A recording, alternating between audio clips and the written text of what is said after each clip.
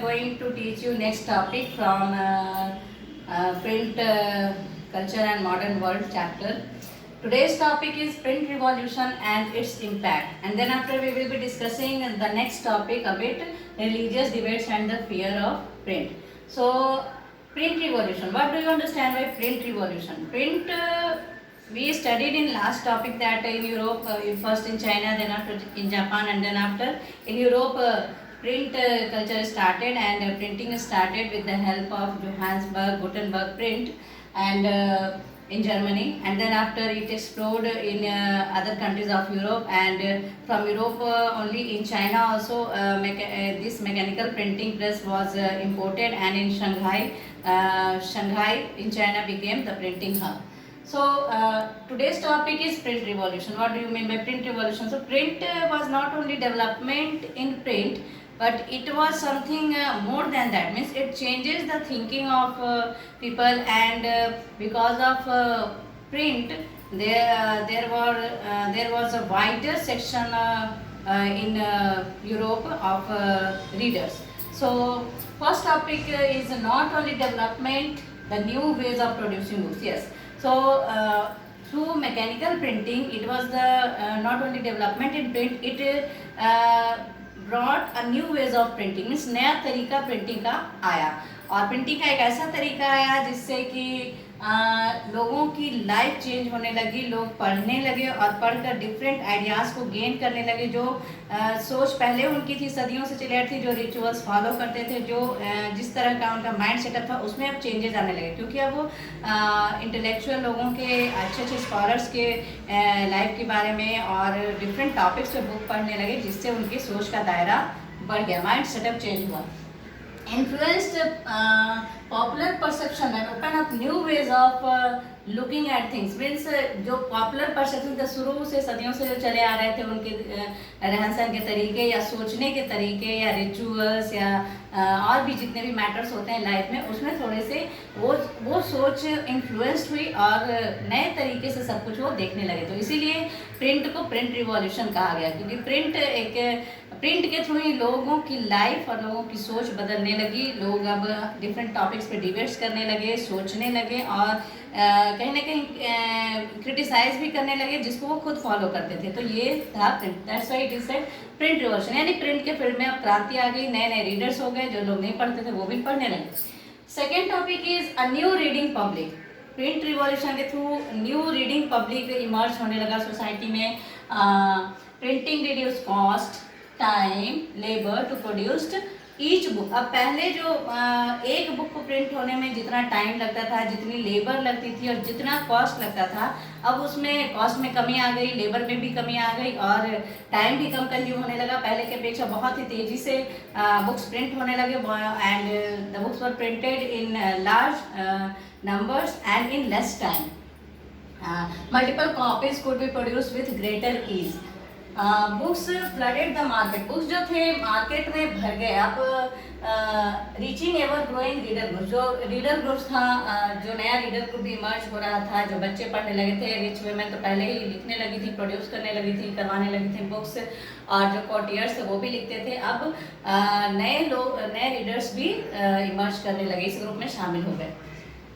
Next is access to book created new culture of reading. अब हुआ क्या, print revolution होने से एक्सेस जो थी बुक की, बहुत मीन्स लोगों की पहुंच बढ़ गई बुक तक। मार्केट में बुक भर गए, market flooded with books, printed books on different topics, तो लोगों की पहुंच भी बढ़ गई। अब पहले बुक महंगे होते थे, क्योंकि उसमें टाइम कंज्यूम होता था, काफ़ी लेबर लगता था, रिच लोग ही ज़्यादा बुक पब्लिश करवाते थे, प्रिंटिंग का काम बहुत कमर्शियल था, तो इसलिए बुक्स महंगे होते थे। अब बुक्स सस्ते हो गए, अब चीपर मैकेनिकल प्रिंटिंग आ गई थी, चीप पेपर से बुक प्रिंट होने लगे थे, और मार्केट में जब डिमांड जैसी थी वैसा सप्लाई भी था बुक्स का, तो इसलिए वो सस्ते हो गए थे और हर तरफ बुक ही बुक थे मार्केट में, तो इससे लोगों की पहुंच हो गई बुक तक। अर्लियर ओनली एलाइट्स, पहले सिर्फ रिच ही पढ़ पाते थे, अब कॉमन लोग भी बुक्स को पढ़ने लगे और बहुत ही आसानी से उनको बुक मिलने लगे मार्केट में। दे हर्ड, हाँ पहले क्या थे लोग सेक्रेट टेक्स्ट को सुनते थे। जब लोग पढ़ते थे, जो होली बुक्स होते हैं उनको पढ़ते थे, तो वो सुनते थे। बैलेट जो रिसाइटेड, जो पुरानी कथाएं होती हैं, लोक कथाएं, उनको लोग रिसाइट करते थे, तो बैठ कर सुनते थे। लेकिन अब वो उसी को पढ़ भी सकते थे अब लोग। Knowledge was transferred orally. पहले क्या था कि नॉलेज जो था ओरली ट्रांसफर किया जाता था, और इससे अब क्या हुआ, प्रिंट रिवॉल्यूशन होने से लोग जो थे हियरिंग पब्लिक से रीडिंग पब्लिक की तरफ ट्रांसफॉर्मेशन हुआ। यानी कि प्रिंट रिवॉल्यूशन ने हियरिंग पब्लिक को रीडिंग पब्लिक में ट्रांसफॉर्म किया। पहले कलेक्टिवली जब एक साथ लोग बैठते थे, किसी ने कहानियां सुनाई, लोग सुनते थे, यानी हियरिंग पब्लिक थी। अब वो रीडिंग पब्लिक हुई, क्योंकि अब उनके पास भी बुक थे। लेकिन एक प्रॉब्लम थी प्रिंट के प्रोड्यूसर्स के लिए, क्या था कि transition was not so simple. ये ट्रांजिशन है, ये ट्रांसफॉर्मेशन हियरिंग पब्लिक से रीडिंग पब्लिक में जो ट्रांसफॉर्मेशन, ये इतना आसान नहीं था। प्रॉब्लम क्या थी कि यूरोप के उस समय यूरोपियन कंट्रीज के अधिकतर लोग इलिटरेट थे, सभी पढ़े लिखे नहीं थे। अब इलिटरेट लोग बुक को पढ़ेंगे कैसे? तो प्रोड्यूसर्स के लिए मुश्किल हो गया कि ये बुक किस तरह से उन लोगों तक भी पहुंचाया जाए जो नहीं पढ़ सकते हैं। और यानी कि अब प्रोड्यूसर क्या चाहेगा कि उसका प्रोडक्ट मार्केट में बिके, तो वो सोचने लगे कि किस तरह से जो पढ़ नहीं सकते उनके लिए भी बुक प्रिंट किया जाए, वो भी खरीदें। तो उन्होंने एक टेक्निक अपनाई। Till 20th century literacy rate was very low in European countries. 20th century तक लिटरेसी रेट बहुत ही डाउन था। और then how could publishers persuade the common people to read और वेलकम प्रिंटेड बुक्स। तो ये प्रॉब्लम थी कि प्रोड्यूसर्स के लिए कि किस तरह से वो इलिटरेट लोगों को परसुएड करें और उनका इंटरेस्ट जगाएं बुक्स को, प्रिंटेड बुक्स को पढ़ने के लिए। तो they had to keep in mind. तो जब भी उनको प्रोड्यूस जब कर रहे थे बुक या प्रिंट कर रहे थे, तो उनके माइंड में एक बात रहती थी कि इन लोगों तक बुक को कैसे पहुंचाया जाए, तो जो लोग नहीं पढ़ सकते हैं वो भी पढ़ें। तो एक तरीका उन्होंने निकाला। उन्होंने जो भी पॉपुलर बैलेट्स थे और फोक टेल्स थे उसको प्रिंट करने लगे वो लोग। जैसे पहले ही बताया कि लोग हियरिंग पब्लिक क्या थी, वो पॉपुलर बैलेट्स सुनते थे, फोक टेल्स सुनते थे, एक जगह इकट्ठा होकर बैठते थे, गैदरिंग होती थी, वहाँ लोग सुनते थे। तो अब उन्होंने क्या किया कि पॉपुलर बैलेट्स और फोक टेल्स को ही प्रिंट करने लगे बुक में, जिसको वो सुनना चाहते थे, जिसमें उनका इंटरेस्ट था। लेकिन उसमें उससे रिलेटेड, बैलेट से रिलेटेड या फोकटेल से रिलेटेड पिक्चर्स भी प्रिंट होते थे। तो अब सुनने वाले, मान लो अभी भी इलिटरेट हैं, वो सुनेंगे तो जहाँ गैदरिंग होगी, अब विलेजेस में गैदरिंग होती है जहाँ लोग बैठते हैं एक जगह और सेक्रेट बुक सुनते हैं, तो वहाँ सुनेंगे। लेकिन उसमें पिक्चर्स देखकर अट्रैक्ट होंगे और वो उस बुक को खरीदेंगे। मान लो पिक्चर्स देखकर एक बार सुन लिया उन्होंने, तो वो पिक्चर देख के दूसरों को भी एक्सप्लेन कर सकते हैं उसी कहानी को, फोक टेल्स को या बैलेट्स को, लोकगीत जो होते हैं, लोक कथाएं जो होते हैं। तो इसलिए उन्होंने वो इस तरह की बुक्स प्रिंट करने शुरू किए। अब जो थे ये हियरिंग पब्लिक थी, वो रीडिंग पब्लिक बन गई। एक तरह से वो प्रिंट, वो पिक्चर्स देख के भी पढ़ सकते थे, सुनने एक बार सुनने के बाद दूसरों को भी बता सकते थे पिक्चर्स के थ्रू वो स्टोरी। तो ये तरीका काफ़ी सक्सेसफुल रहा। सो दीज वर क्या करते थे वो, गाते थे और रिसाइट करते थे गैदरिंग में, गाँव में। और यही प्रिंटेड बुक्स के थ्रू बैलेट्स और फोकटेल्स और टैवर्न, टाउन में जो टैवर्न होते थे जहाँ लोग अल्कोहल पीने के लिए इकट्ठा होते हैं, या टी गैदरिंग होती है, या कहीं लोग कुछ मैटर पर डिस्कशन करने के लिए इकट्ठा होते हैं, तो इसी को all together it is said tavern. तो ये तरीका था। और इस तरह से जो नहीं पढ़े लिखे थे वो लोग भी प्रिंटेड बुक्स को वेलकम करने लगे और इंटरेस्ट लेने लगे खरीदने में। One culture entered print and printed material was orally transmitted। अब देखिए, अब यही है कि ओरल कल्चर जो था, जो ओरली लोग सुनते थे जिन कहानियों को, वो खुद से पढ़ने लगे। इस तरह से ओरल कल्चर और जो प्रिंट था, ओरल कल्चर में प्रिंट इंटर करता है और प्रिंटेड मटेरियल जो था ओरल कल्चर में इंटर हो गया। इट मीन्स ओरल कल्चर और प्रिंटेड कल्चर, जो प्रिंट कल्चर था, दोनों का क्या इंटरमिंगल हो गया। मीन्स ओरली लोग प्रिंटेड बुक्स को खरीद कर ओरली सुना भी सकते थे कहानियाँ, खुद पढ़ भी सकते थे। तो इस तरह से क्या हुआ, जो गैप था ओरल कल्चर और प्रिंट कल्चर के बीच का, यानी बुक्स और जो लोग नहीं पढ़ सकते थे उनके बीच का जो गैप था, वो गैप काफ़ी कम हुआ। So this was the impact of print revolution. So here this is the end of this topic. Now the next topic is religious debates and the fear of print. अब इसमें पढ़ना है आपको religious debates and the fear of print। इसमें समझना है कि print का क्या fear था। प्रिंट से तो अभी तक हम लोग देख रहे हैं कि प्रिंट रिवॉल्यूशन आ गया, लोग पढ़ने लगे, लोग पढ़ना चाहते थे, इवन इलिटरेट लोग भी पढ़ने लगे बुक को। तो रिलीजियस डिबेट्स इसमें हम लोग मेन टॉपिक है, इसको हम लोग बाद में डिस्कस करेंगे। उससे पहले फियर ऑफ प्रिंट देखते हैं। Print created possibility of wide circulation of ideas, introduced a new works of debate and discussion. अब पहले ही हम बता चुके कि प्रिंट के थ्रू लोगों का माइंड सेटअप चेंज होने लगा. अब जैसे अभी क्या है, यहाँ से अपने आइडियाज हम आप तक पहुँचा रहे हैं, लेकिन ये प्रिंट नहीं, ये सोशल मीडिया है, यूट्यूब है. लेकिन उसी तरह से उस समय बुक्स नहीं होते थे तो लोग पढ़ नहीं पाते थे, डिफरेंट इंटेलेक्चुअल लोगों के आइडियाज़ नहीं समझ पाते थे. लेकिन जब बुक्स छपने लगे, अच्छे अच्छे विचार आने लगे बुक में, और बहुत सारी चीज़ें जो सदियों से चली आती थी उसके लिए उसका क्रिटिसिज्म भी होने लगा बुक में, तो लोग पढ़ने लगे तो दोनों तरह से सोचने लगे, उस पर डिबेट करने लगे, डिस्कशन करने लगे, क्योंकि पॉजिटिव और नेगेटिव पॉइंट दोनों अब उनके माइंड में सेटअप हो रहे थे.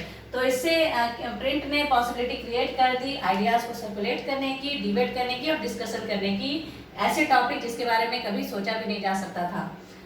Who were disagreed now could print and circulate the message. कोई जो सदियों से चली आ रही है प्रथा है उसके खिलाफ कोई सोचता भी है लेकिन लोगों तक अपनी बात नहीं पहुंचा पाता, तो प्रिंट के थ्रू अपने मैसेज को पहुंचा सकता था. Now people could think differently by printed message and taken action or take action. अब उस बुक को पढ़ के लोग अलग तरह से सोचने लगे थे और उस पर एक्शन भी लेना शुरू कर दिया था उन्होंने.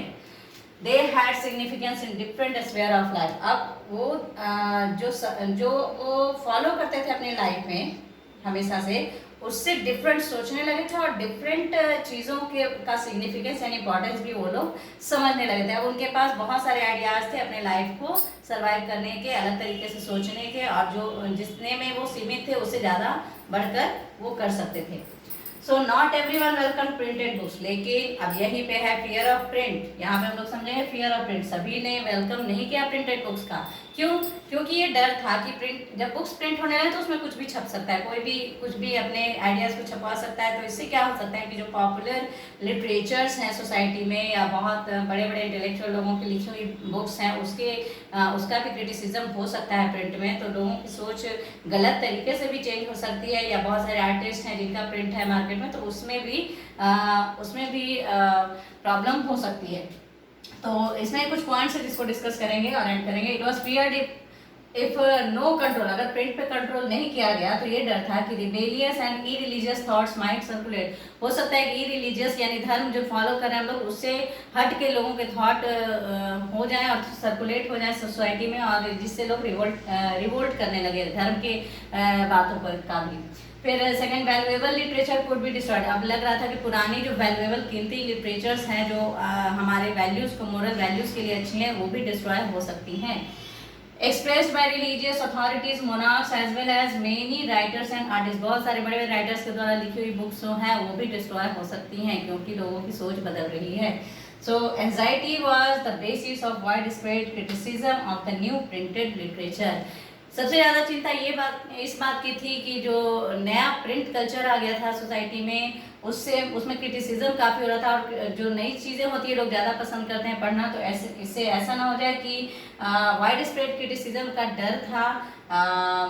किसको डर था? रिलीजियस अथॉरिटीज़ को, मोनार्क्स को, as well as many writers और आर्टिस्ट को. और हम लोग जानते हैं कि जितने भी रिवॉल्यूशन हुए, जैसे फ्रेंच रिवॉल्यूशन हुआ या इंडिया में भी जो रिवॉल्यूशन हुआ, कॉलोनीज जो थी जहाँ रिवॉल्यूशन हुआ उसमें प्रिंट का बहुत बड़ा योगदान था, और जिसका डर कॉलोनी वालों को भी था और मोनार्क को भी था. और एरिस्टोक्रेसी जो थी, हम लोग पढ़े थे यूरोप के एक्सपेंशन में, जो यूनिफिकेशन जो यूरोप में हम लोग पढ़े थे, यूनिफिकेशन ऑफ जर्मनी, इटली वगैरह वगैरह, तो उसमें भी प्रिंट का काफ़ी योगदान था. So this was the fear of print. And the next very important topic, fear in religion because of print, that I will teach you in second part of this religious debate and fear of print. Thank you.